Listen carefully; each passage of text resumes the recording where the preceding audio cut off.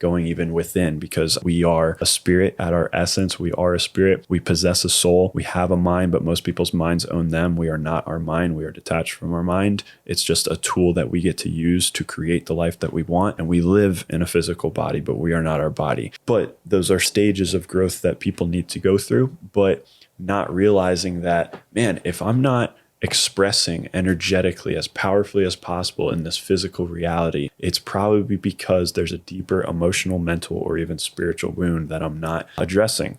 And I think that's a huge piece of why I think it's the main piece, if not the only piece, of why so many Americans and people around the world are struggling and overweight, is because of the wounds that they have deep down that they're not addressing, or using other things to avoid. And like you said about addiction, another word for an addiction is a distraction.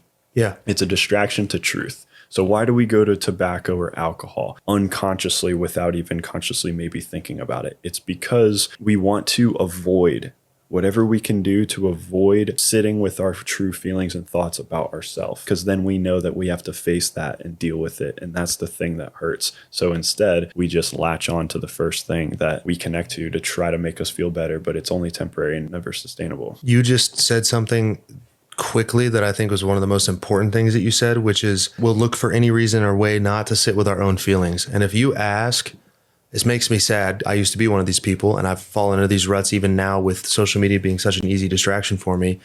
If you ask the average person our age, 21 to 30, when was the last time you just sat down with nothing and let yourself be bored, and wherever your mind took you is where it took you? A lot of them can't answer that because there's such a knee-jerk reaction to go for the phone as soon as you wake up. It's one of the most powerful times of the day. From a physiological perspective, you are the most impressionable in the morning because you are emitting theta brainwaves, which is a similar brain frequency to hypnosis. And so if you get good news, you might react more positively. If you get bad news, you might react more negatively. If you get stressed because you're checking work emails and text messages, you will ultimately be more stressed throughout the entire day. So important to just sit with your thoughts for at least 5 minutes before you check your phone. And most people don't do that.